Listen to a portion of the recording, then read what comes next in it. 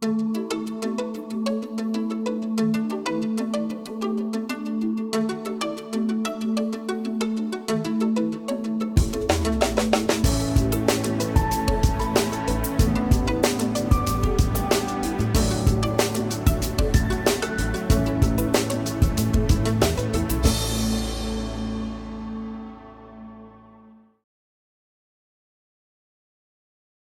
started. Good afternoon, everybody. My name is Gary Kibel, and I'm an attorney from Davis & Gilbert, law firm in New York City. The lights are very bright, so if there are any people out there who know me and are waving hi to me, it's good to see you, even if I can't see you. I practice in the area of advertising, marketing, and promotions law, and work with many of the large advertising agencies in the United States, and also deal with affiliate marketing a good deal. I've been dealing in the affiliate marketing space for over 10 years, and also the general counsel of the Performance Marketing Association. What we're going to be talking about today is the very complex but incredibly important relationship between affiliates, networks, and marketers. Hopefully the sound is okay there.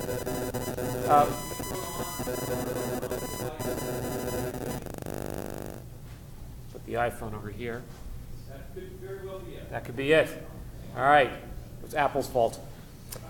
The relationship is very key, and obviously, as an attorney, I'm going to look at it from the legal perspective. But from your point of view as a business person, the big issue you always want to be concerned with, whichever of the three parties you always want to know, what are my obligations and what am I responsible for, and where can I be liable so that I can minimize risk and avoid any sort of conflict and just succeed in my business. So a few things we're going to talk about today. Little Law School 101. We'll give you some important issues contractually that you need to pay attention to because you're entering into contracts all day long in this area. Then we'll start to dig into some specific areas and talk about who might be liable. We're going to talk about the advertising content. Obviously, what is out there being promoted is a key part of liability. What the claims are in the advertising, what's the product, how do you describe the product. These things are very, very important. Then we'll talk about a very hot issue, the affiliate tax, and how you as an affiliate or a marketer or a network might be pulled into this debate and where you can be liable. We'll talk about do not track, about online tracking for behavioral advertising, because that's certainly a key part of the interactive world. And you can't talk about anything in the online space without discussing privacy. Privacy is critical because we're always collecting information from consumers, collecting personal data, collecting aggregate data, and using it for targeting. And then lastly, we have to talk about the Federal Trade Commission because they are the key regulator that is overseeing this area and that will come back and ask questions about what you're doing if your practices are not compliant. And I always have to say, sometimes people hear me talking about things and think, well, this is the online world. It's very different than the offline world. And not exactly accurate. I mean, the online world, the same rules apply as in the offline world. It's actually more complex because there are additional rules that apply. So it can be very complex. And I say there in the third bullet point there, click-through agreements, they are enforceable. You click through them all the time when you start up new programs, when you sign in for new services, when you download a new piece of software, and you always click, I agree. Everyone clicks, I agree, because you want to use whatever the product or service is that you're signing up for. These are real contracts, and especially if you're entering into them in a business context, it's important to understand what they are, and there are situations where you should step back and read the agreement, or maybe talk to the provider first. All right, so talking about contracts. I talked about click-through agreements and contracts, and there are also terms that are posted everywhere. I don't need to see a show of hands, but I'm sure everybody uses Facebook. But let's see a show of hands. How many people have read the terms and conditions? All right, a few people. How many people have read the terms and conditions about a dozen or more times? Yeah, most people are not paying very close attention to them, but this is a contract. It is binding upon you. Using Facebook as an example, it can be very confusing because They have so many different agreements, and they're all embedded with one another. They have their general terms, which are the statements of rights and responsibility. They have promotions guidelines if you want to run a sweepstakes, platform guidelines if you want to build an app, advertising guidelines if you're going to use Facebook's advertising system, brand resource and permission center if you want to use their trademarks. I just use this as an example. Much like a network or other online service would have lots of terms. When you sign up and you click I agree, it is binding upon you. Challenging thing about Facebook and many other services is they change them quite frequently. And these are continuing to be binding upon you even though they change. So I want to run through some terms in the next 3 slides. I promise this will be the driest part of the presentation. Then we will move on to some more fun and interesting things. But these are some of the key things when you're entering into online contracts, to think in your mind and to ask questions before you click I agree. The most important thing is, who's bound by this contract? Am I signing up for a service personally, or am I signing up to this service on behalf of my business? That's an important issue when you fill out a form or you look in the opening of a document.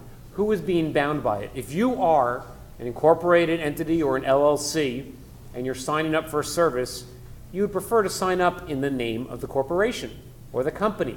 That way you are not personally liable. So if you have the ability in the form to fill out who is signing up for it, always preferable to have the name of your company. Then a key thing to look at is, what is the term of this agreement? Am I signing up for an agreement that's going to bind me now for the next 5 years of my business? Or is this something that's a month-to-month service? Or is it something that's just going to renew every year unless I opt out about it? That's an important thing to pay attention to. It's what's called evergreen, that it continues to renew and go on and on. You don't want to be bound by something for a very long time if you're not too sure of its terms. And one of the big reasons you don't want to be bound forever is because of the fees. Think about the service. Is this a service that has one-time payments, or does it have recurring payments? If this is a service that says you need to pay X dollars per month, you want to make sure you're not bound for too long of a period of time. You want to be able to get out if you don't like the service. A lot of terms will have escalations. What are the increases that can happen in the service year for year? If you're able to negotiate and you have the power, you may try to negotiate preferred pricing for a service. I put up there MFN, which means most favored nations, meaning I want to get the best pricing you give to anybody else in my situation. So these are things you can sometimes negotiate with a service provider. A big thing in a service is ownership. Who owns what? In this space, one of the biggest things is data. When you're using a service, you want to know that you're able to use the data you generate from a service. If you're an affiliate, obviously it is the tracking that you want to be able to use. And if it's some service that's maybe going to monitor your accounts, again, it's the data you may input into those accounts. Very important that you don't give away one of your most valuable assets, which can be your own data. All right, second of the 3 very boring slides. Restrictive covenants. This can be a sneaky one. People may put into an online contract that you're going to use their service exclusively. Well, that's a very big issue if you sign up for a service and you're not allowed to use any other. Another big thing may be a non-solicit, that you're not allowed to move or solicit customers, or maybe it's employees, or maybe if you're an affiliate, it's moving your advertisers. You want to think about, if I sign up and bring over my advertisers, or the reverse, if I'm a marketer, I bring over my affiliates to a service, what are now the terms? All right, am I now exclusive? Can I take these folks with me when I move elsewhere? I might have had relationships with these affiliates going back years past. So you kind of want to dig into terms and see, is someone trying to overreach here and restrict me? Because you have to think that you're signing up for a service. This may not be the last service you use for the rest of your professional career. You may move and go someplace elsewhere. So you want to make sure you have that flexibility. Then there's going to be a lot of legal terms about sort of the finger pointing. Who's liable? Who's liable for ad content? Are we all liable for compliance with laws? Are we all liable for compliance with online terms and conditions, for instance, when we use a social media service? And then this all comes to head when we talk about 2 things that really scare non-lawyers. Indentification and limitation of liability. I put it this way. You could draft a contract that says, I am responsible for everything under the sun. But if it goes wrong, my limitation of liability to you is $10. So then it's kind of a hollow promise. Who cares if you agree to be responsible for everything under the sun if you said when you breach the contract your liability is $10?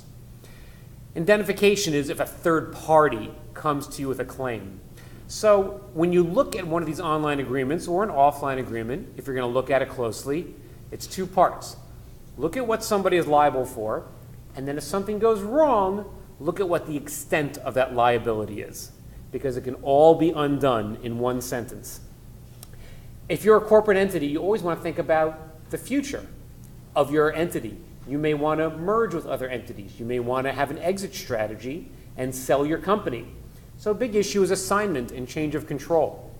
If you're signing up to use a key service and it says you may never assign this agreement to another party, that could be limiting. If you're then going to enter into a transaction where you're merging with another party or you're selling your business, that could be very limiting. And then the one dirty thing that sometimes folks put in there is that they, like I said back on the Facebook example, we can change the agreement at any time and without notice, and we'll just stick it up on the website here, and as soon as it's up there, you're bound by it. That can be very tough, especially if this is a key service to run your business. I think you want to read that type of thing.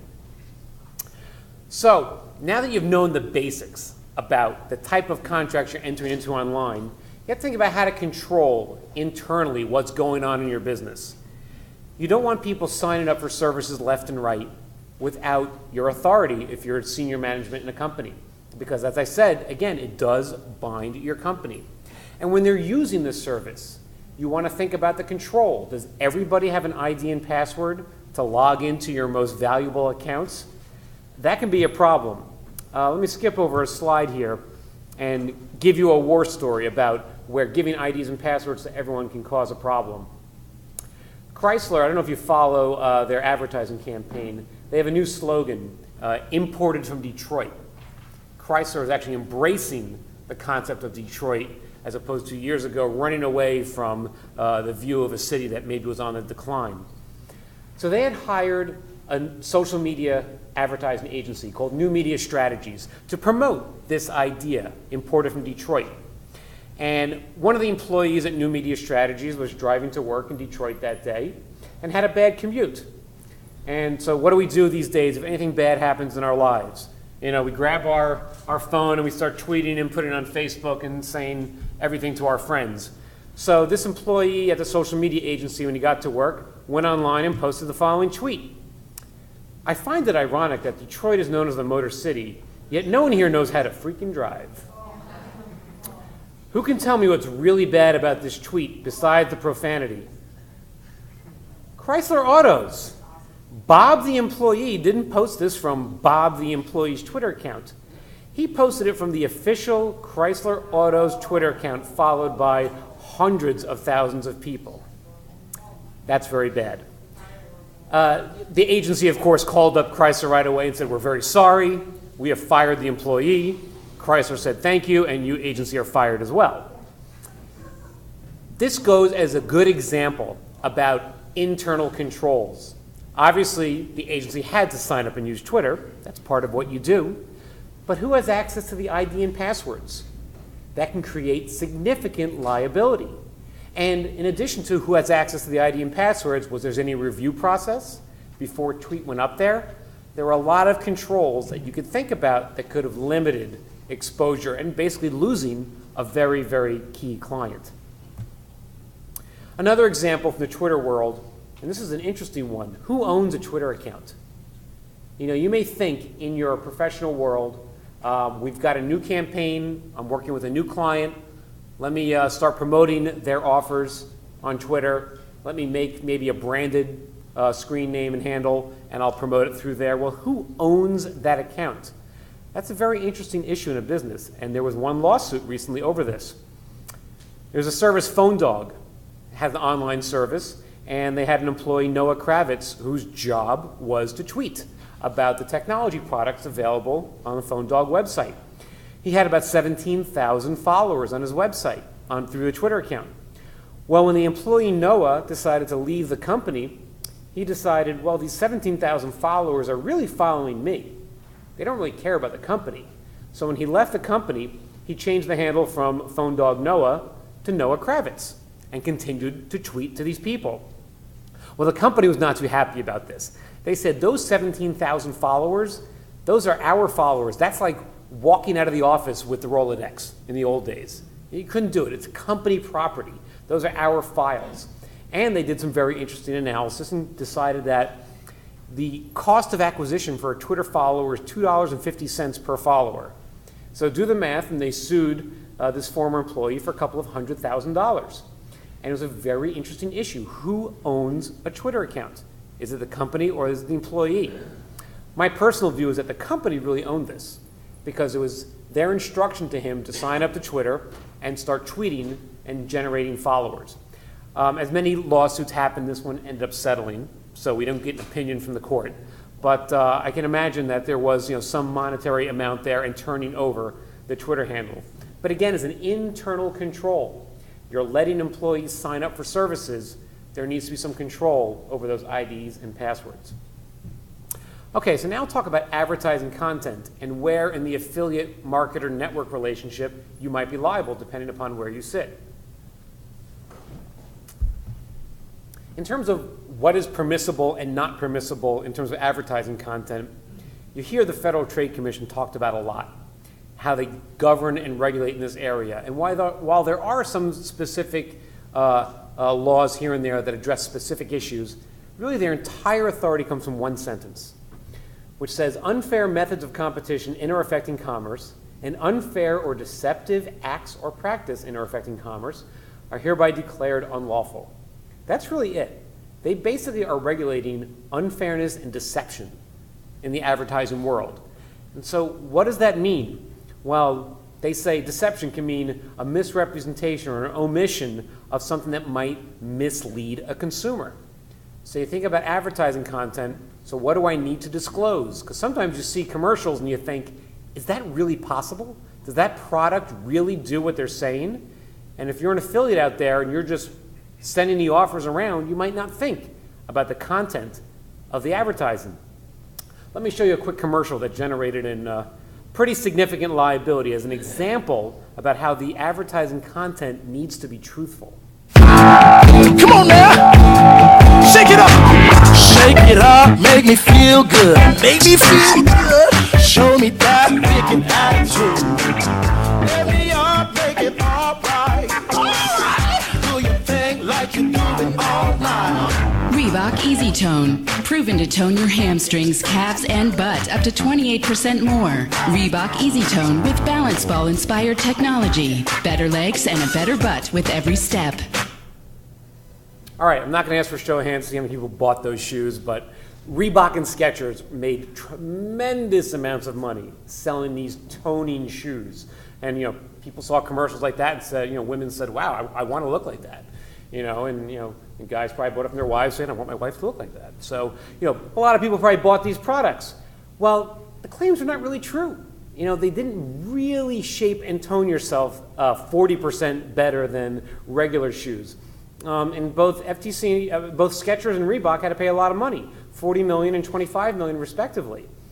And it was very interesting as they dug into the claims, especially for one of them. It turns out they had done a marketing study to see if the shoes really did improve tone, and they hired as a researcher the spouse of the chief marketing officer to do a study. So that's really a bad choice of a researcher.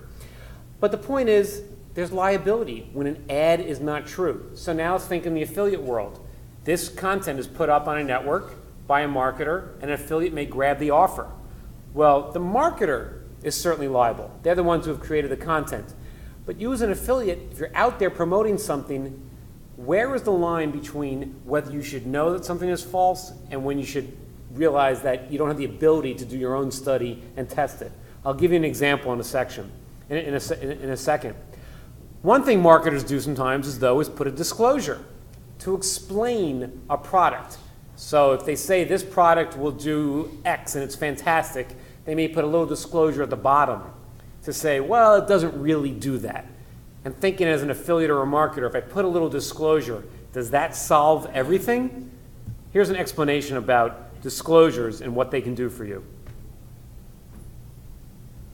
I'm the best TV spokesman ever. See that? Tiny little sentence. Based on the study of one individual's opinion, me. That's a legal disclaimer. Legal disclaimers are where ads sometimes hide things they don't want you to notice. It's the advertising equivalent of having your fingers crossed. But when you're talking about a legit product, like a Honda, you can be a little more upfront. Observe. Honda received more 2011 J.D. Power and Associates highest initial quality awards than any other automaker. Well, let's see. Based on a survey of over 73,000 new vehicle owners measuring 234 models, highest ranked in 1, 2, 3, 4, 5, 6 segments. Legal disclaimers don't get any better than that. And those lawyers are having a field day. Come see the wide selection and great offers. All right, sorry, lawyers love commercials that joke about lawyers. But the whole point, and it's a very important point, is that can disclaimers save you from liability based on advertising content? Sometimes they can, sometimes they can't. I'll give you an example in a moment, but the bullet point at the bottom there is very important, that this applies everywhere, every medium. So if you're in the online world, disclaimers can be helpful. If you're in mobile marketing, our Federal Trade Commission these days says you need to get creative in the mobile space. If you need to tell a consumer something to consider before they buy a product, even though you're dealing with a small screen, you need to figure out a way to do it. Whoops, sorry, I did sideways there. So in the online space, so how do you make disclaimers? Well, you can put them off on the side. If you were promoting an offer, you can explain things on the side. This one, a very charged one. By the way, the word free, very, very charged word. If you use the word free online, you've got to make incredibly clear to consumers, is this truly free or is it conditioned upon me taking any action? If you want to get yourself investigated, just put the word free on everything and you'll certainly have regulators breathing down your neck. The second way to get yourself in trouble is start talking about health claims. Palm Wonderful has been in a real battle with the government lately because they've been very, very aggressive in terms of what they say. Talking about how the antioxidants will fight all sorts of diseases and will really make you live longer and stops premature aging. Incredibly aggressive. I think the number one product, if you want to get yourself sued by a regulator, acai berry. You start marketing that, you're going to have some trouble right away. Now this is where I give you the example about where, if you're an affiliate, do you know that the line has been crossed? Going back to that Reebok and Skechers one, if you were an affiliate and you were just sending out offers for sneakers, I don't think anyone is expecting you to do your own study, determine the effect of those sneakers. If you were promoting an offer that said, drink this, acai berry, and you're going to live 20 years longer, it's not going to be acceptable to the government regulator for you as an affiliate to say, well, I didn't know that was true, because they're going to say, come on, this is obvious. This is obvious that this claim can't be true. And they've brought a number of enforcement actions against affiliates, against networks. Of course the marketer will be liable. It's their product. So if the claims are false, the marketer is certainly going to be liable. But if you talk to regulators, and I have sat down in the room with regulators, they will say to you, you know what, if the claims are over the top, we think a network should be liable. And if the claims are over the top, we think an affiliate should be liable. Because we don't want them to sit there like the three monkeys and say, I didn't know. I just clicked through and took an offer and sent around some emails and put up some banner ads and did some search marketing. I had no idea that the product was false. The regulators would say, if those claims are over the top, you should know. If you're a network, you should be screening the offers in your network. And if you're an affiliate, you should not be out there promoting something that is clearly false. So the lesson to learn is that all three parties really have some liability. And there is some practicality to it, thinking about the type of product that's being sold.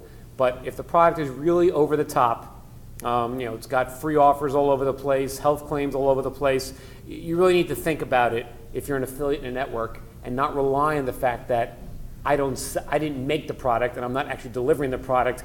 I'm just the intermediary who's marketing it. Okay, affiliate tax. This is a big area about who is liable when we deal with the affiliate tax. Hopefully everyone's pretty familiar with it, but if you're not familiar with it, forgive me for a second. When we talk about the affiliate tax, this is the move by a number of states to increase the amount of tax revenue they collect from out-of-state marketers. Again, Amazon is the best example. Amazon physically located in California, but selling products in all 50 states. And the law in the traditional world has always been, if you don't have a physical presence in a state, then you as a marketer don't have an obligation to collect sales tax because you're simply not there. But as the internet and affiliate marketing world has increased, the regulators have said, well, this marketer may not have a physical presence in my state, but they have affiliates who work in my state. And these affiliates are out there promoting offers and soliciting consumers in the state. And those affiliates are really an arm of the marketer. So the state started to pass rules which sometimes they were new laws and sometimes they were just clarifying existing law, in which they were saying if an out-of-state marketer has an in-state affiliate who is out there soliciting consumers, then based on the existence of that in-state affiliate, you marketer have to collect sales tax. So in terms of who's liable, it really is the out-of-state marketer. It's the marketer whose obligation is to collect sales tax. Now, when you sign up to work through a network with a marketer, the marketer may try to turn the tables and say, you affiliate, it's your job to make sure you don't do anything that puts me in a position of having to collect sales tax. And some marketers may cut off affiliates in states where they have an obligation to collect, or they may ask the affiliates to sign a certification, saying, affiliate, you cannot engage in certain activities that will trigger the sales tax. And then what the marketer has done is they've turned the table, at least contractually. They've turned the table by having the affiliate sign something so that if the tax is due, the marketer or the network can then point to the affiliate as being in breach and potentially exposed. So if you are a marketer, the advice obviously is to think long and hard before we start using affiliates in those states to make sure that you have a program in place to make sure that you are either not become subject to the sales tax or that you do collect the sales tax. Maybe you just decide, I will pay it. I will pay it. If you're an affiliate, the advice is if one of these certifications are put in front of you to sign that you realize the tables are being turned, you could become liable. So you want to make sure that whatever it says in that certification, you strictly comply with. Okay, do not track. This is a big issue which surprisingly hasn't gotten a lot of conversation in the affiliate world. But online tracking, online behavioral advertising is the way the online world works. Here, let me show you one more video, which is, I think, the best representation about what we're talking about. Hello, Mr. Yakamoto. Welcome back to the Gap. How those assorted tank tops work out for you? Mr. Yakamoto. All right, how many people know what movie that was? Minority Report. Tom Cruise walks into the Gap, and there's a hologram comes up, scans his retinas, and immediately his past purchasing history comes to life, and they start inquiring about him as a consumer based on his past purchasing history. That's sort of online behavioral advertising, using consumers' past actions online to then give them targeted advertising based on their profile. So where are we in the world of online behavioral advertising? Because that's what most interactive advertising is these days. There are self-regulatory principles in this space. There is no law that says you cannot do behavioral advertising. Going back about 10 slides ago, that one sentence from the FTC would say that it is deceptive to engage in online behavioral advertising without disclosing to the consumer what's happening. Again, all about that one sentence. So there are self-regulatory principles for online behavioral advertising. And what they basically say is you need to give consumers notice about the type of tracking that's going on and give consumers an ability to opt out of future tracking. So there is an icon, the icon in the upper right-hand corner. How many of you recognize that icon? Wow, a surprising few number recognize that icon. I would say that is the Ad Choices icon. which has probably been served tens of billions of times online. Here's an example on Yahoo. There's a targeted ad based on the activity of the user, and what you do is that if the user then clicks that ad choices icon, an interstitial page comes up explaining to the user how they're being targeted and who is targeting them, and giving the user an ability to opt out. I actually took the screenshot and then I figured out, I was wondering, why am I being targeted for ads for two broke girls? I've never watched that show ever, but apparently I am that demographic. It's great. I guess I need to start watching it because it's apparently me. So I got targeted for this ad. If I clicked it, I would get the interstitial page. So the question is, in the affiliate, marketing, marketer, advertiser area, who is responsible for serving that icon? When you sign up with certain services, they may say to you that it is your responsibility to serve the icon, or maybe they are going to serve the icon, or you won't get in the way of the icon. This icon must appear on every, according to self-regulatory approach, must appear on every behavioral targeted ad. So when you sign up through ad networks that may be giving you inventory, and you can buy certain data pools to match up based on certain pools of users in certain consumer segments, that's targeted advertising. And together, someone's got to be serving this icon. So in terms of that liability between the three of you, someone needs to be taking responsibility for it. I bring this up in the affiliate context because you may think, well, maybe that's more display. That's not really my world. But I think we do need to be scared about the next phase of this do not track. How many of you have been following what's going on with the World Wide Web Consortium, W3C? What they are doing is working on implementation of a global do not track system. Going back here, this is sort of an ad by ad or provider by provider opt-out. I click the icon, I'll get an interstitial page, and I can opt out of whoever that provider is who served the targeted ad. What do not track is it's going to be an opt-out that's global. It's built into the browser. It is currently built into IE10 and Chrome and Firefox. In IE10, it's actually turned on by default, which is pretty scary. But this is not a technical prohibition on tracking. This is a consumer preference. And what this working group through the World Wide Web Consortium, which is an international standard setting body, this is the body that develops standards for HTML. What they're doing is trying to establish a preference for consumers to indicate they don't want to be tracked anymore. And then you as the provider are supposed to honor that do not track preference.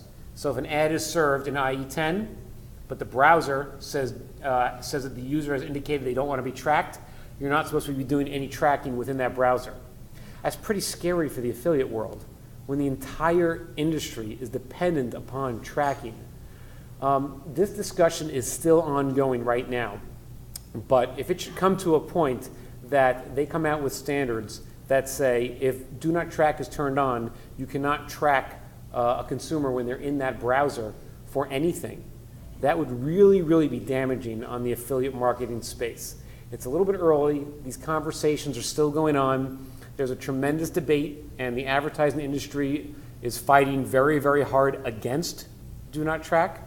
They're not necessarily fighting on behalf of the affiliate industry, but they are fighting very hard to stop this from happening because they're worried that it would just make targeted behavioral advertising online and data collection nearly impossible. I mean, it's the equivalent if you had a television set and you had a big red button on the television set that said, press this button, consumer, and you'll never see another commercial again. I mean, you can imagine how many consumers would press that button. So this is the equivalent of the big red button, but in a browser. So then privacy. As I said, you can't talk about anything online without privacy. And again, terms about who's liable, I guarantee all these contracts you're clicking through online say you're responsible for complying with all laws dealing with privacy. If you can't read my little cartoon there at the bottom, it says, what's to prevent some total stranger anywhere in the world from paying my bills? I think that cartoon's a good example about consumer expectations about privacy. That consumer expectations are often very unreasonable and sometimes ridiculous, but they are consumer expectations and they have to be met. Some of the big issues in privacy these days and online, the Federal Trade Commission put out what they called their privacy framework. It was not a law. It was just guidance upon how you should deal with privacy, particularly in the online world. And one of their favorite things was what they call privacy by design. Basically saying when you build any sort of interactive online mobile service, you should consider privacy at the outset. Don't wait until after you've built a service and then just stick a privacy policy on it because you think you're supposed to. Think about it at the outset. What type of data am I going to collect from a service? What type of data should I not collect? What type of options should I give the consumer? They've also updated COPPA, which is the Children's Online Privacy Protection Act. This law very simply says that you should not collect personally identifiable information from a child under 13 without consent of their parent or guardian. That's been around for over 10 years, and people kind of understood there's this bright line. The one really scary thing in this update that came out just a few months ago is that the FTC has now identified personal information beyond what you and I might think of it. You might think personal information, name, email address, obviously social security number. The FTC has said persistent identifier is now personal information. That really scares people. It's like, wait, you're talking about like a cookie can be personal information, or mobile ID number can be personal information. They're really pushing the envelope there. I talked about do not track. Privacy and data security breaches are a very hot issue. And then the FTC is just every day looking for marketers who are doing things deceptive. Again, going back to whether or not you could be liable for something, if you're doing something you think is really not above board, you think it's a little deceptive to a consumer, you could be liable just under the old-fashioned deceptive prong of the FTC's jurisdiction. In terms of what you need to do with privacy, it's somewhat intuitive. Again, there are not many specific laws. We don't have one law in the United States which explains all of privacy. In Europe, it's a very different approach. In the United States, it's very targeted: children, medical, financial.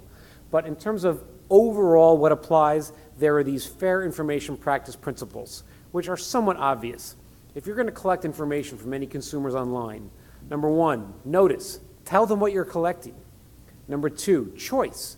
Give the consumer a choice whether or not to provide you with the information. Three, access. Give the consumer a way to contact you to maybe tell you to delete the information. Four, security. Obviously keep the information secure. And five, enforcement. Do what you say and say what you do.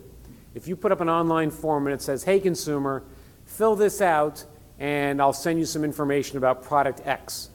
Well, if you're going to send them information about product Y, you need to disclose that. If you're going to sell their information to somebody else, that's okay. You can sell people's information as long as you gave them a notice in advance that the consumer could have considered whether or not they want to provide that information. Again, when you're clicking through a lot of agreements online, you are always, I guarantee you, agreeing that you comply with all of these requirements. Last thing I want to mention before I open it up to some Q&A is, privacy can kind of bite you sometimes in areas we least expect it. So you want to do things that don't freak out consumers. This is a coupon I got in the mail from BGR, which was a burger joint near where I live in New York. And I had actually been there just once. And I got this coupon in the mail saying, hey, Gary, come back in for a free burger to celebrate your birthday, because it came around the month of my birthday. And I started to think about this. I've only been to this restaurant once. Once! I never gave them my birth date. How did they know that this month was my birthday? Well, it's because when I went and bought my burgers, how do you think I paid? Paid with my credit card. Swiped my credit card. This company, this restaurant, took the data from my credit card, probably worked with a data matching company that could then figure out from other databases when my birthday is, match that up, find out at least the month of my birthday, hopefully they didn't find out the day and the year, and send me this coupon. And as a lawyer who deals in the areas of like marketing and privacy, I mean, that's a little freaky. One purchase with a credit card, and now this little restaurant knows the month of my birth. I mean, I went and got my free burger, of course, because it was a really good burger. But it's the type of thing where it's a very obvious thing. If you're going to do something that might freak a consumer out, just tell them in advance. It solves everything. Now, there's always this tension between legal and disclaimers and privacy versus marketing. Because when you're promoting a product, you don't want to be bombarding people with disclosures and disclaimers and terms because it takes away from the message.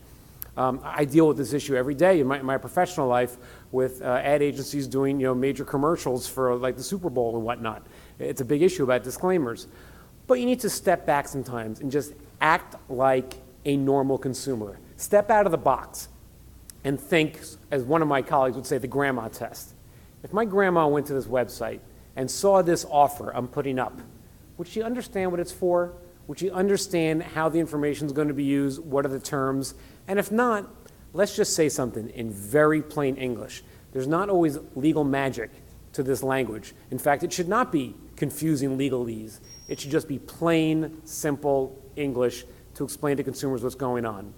So that's kind of where we are. I mean, I hope that that gives you some information because, again, no matter where you are, if you're an affiliate, if you're a network or a marketer, there's always a way that you can get pulled into this, and there's things contractually you can do to protect yourself, and then there are things that you can just do internally to protect yourself so you don't become liable. And then with that, you've got some free legal advice for the next 18 minutes, so if you have some questions, why don't you go up to the microphone since we want it all to be picked up on the video. Thanks. This is really good information. I run a travel aggregator site and working on behalf of travel providers. So we, we're using company information, trademarks, logos on behalf of our vendors. And so, but other websites are scraping our data and they're using it, for their benefit. So, with the DMCA, Digital Millennium Copyright Act, we allow anyone who thinks that we're in breach of that claim to come and give us notice. But as a competing website, how do we enforce the copyright of someone else's assets? Meaning, if we're listing copyright for other vendors and people are taking it from us, do you have any recommendations on how to enforce that? Yeah, and the whole area of scraping is something which has generated lots of litigation, and sometimes it's tough. The easy thing, and you mentioned the DMCA, Digital Millennium Copyright Act. If someone is scraping content off of your site which is protected by copyright law, that can be an easy thing to go after because there is specific law protecting copyrights. But if they're grabbing, you said travel site, and they're grabbing, the times of flights and cost and things like that, it then comes down to a two-prong analysis. What information is protectable and what do your terms on your website say? Years ago, back when interactive advertising was first taking off, there were some lawsuits between ticketing sites, Ticketmasters and Tickets.com, specifically around this issue about scraping content off of sites. And so I don't want to go too deep into all the legalese, but there is a little bit of a body of law. Number one thing I would say is that your terms of service on your website explain how content can be used on your website. What some folks will do is they will monitor scraping traffic so they can see who's coming to their site. And then beyond that, there are some legal things you can do depending upon the type of information being collected. But it all comes down to what's being collected through those scrapers. Other questions? Yes? Yeah, thank you, very informative. I'm Stig from Denmark, and I have a question about all these states, Pennsylvania, the whole list. I have a Danish-owned company, and I'm also setting up an offshore company, BVI company. And I have an international, like you can say, global approach, because I sell online like ebooks and online membership sites, or one membership site. So what about the tax issues there? That's a good question. So, as an international person, what can be the liability? One hard thing is when you pass laws is that it's one thing to pass the law, then it's a second issue to go and enforce it. And if someone is not reachable, it's hard to enforce it. Now, if you are New York and you pass a law and you think it applies to this marketer in New Jersey, it's a little bit easier to enforce. if you are offshore, the issue is for the states that it's really hard to enforce it. So they may look at their affiliate tax law and say, it doesn't matter if you're located in New Jersey or you're located in the Caribbean or you're located in Europe, the use of your affiliates in New York is generating sales tax liability. The analysis is the same. The question is then, how are they going to go and enforce it? And if you're not present, you don't have assets in the United States, you don't have employees in physical locations, it becomes hard to enforce it. It could create some headaches for your affiliates, but it becomes hard to enforce. I think the safer thing as a lawyer, you always tell people to comply with the law. I would say that you should put the process in place to make sure your affiliates are compliant so you don't expose yourself. But the practical reality is it becomes hard for those states to reach international marketers who may not be following those sales tax laws. Other questions? Yes.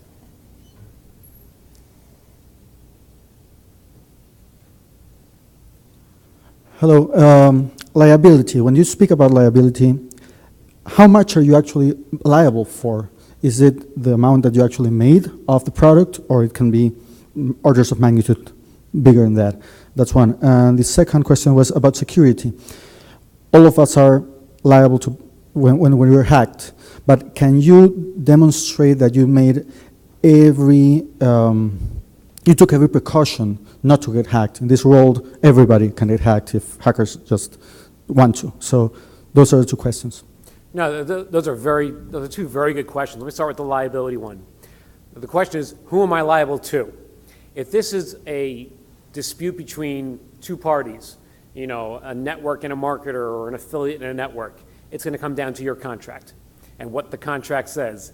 So going back to what I had said a while ago, where the contract may say I'm responsible for everything under the sun, but if something goes wrong, my liability is only X dollars, that's what's going to govern. Now, if your liability is, say, a regulator who's coming to knock on your door, they don't care about what your contract says. They are going to view your liability for being what it is.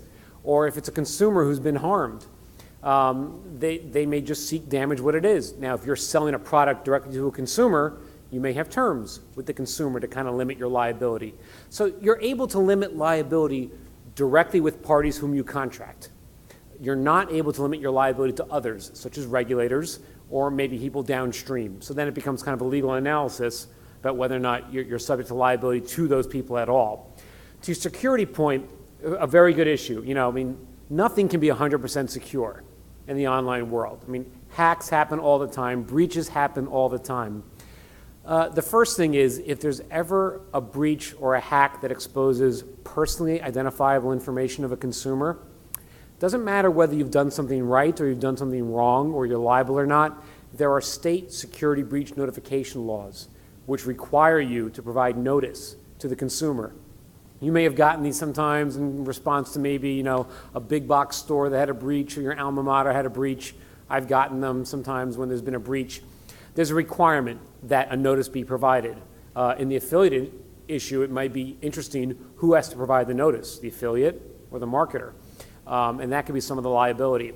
In terms of a regulator who might come to you if there's been a security breach, they will be somewhat interested in whether or not you took reasonable precautions to prevent the breach. Because actually they do recognize that nothing is 100% secure. So if you really took all commercially reasonable efforts within the industry to keep things secure, regulators would say to us, there is not a strict liability standard. It's not automatic. A breach, you're automatically liable to the regulator. They would say, we understand that there are limits, but there are actually these state laws out there, so if there ever is a breach, you need to speak to people right away to make sure that you comply with those state standards. Any other questions? Yes?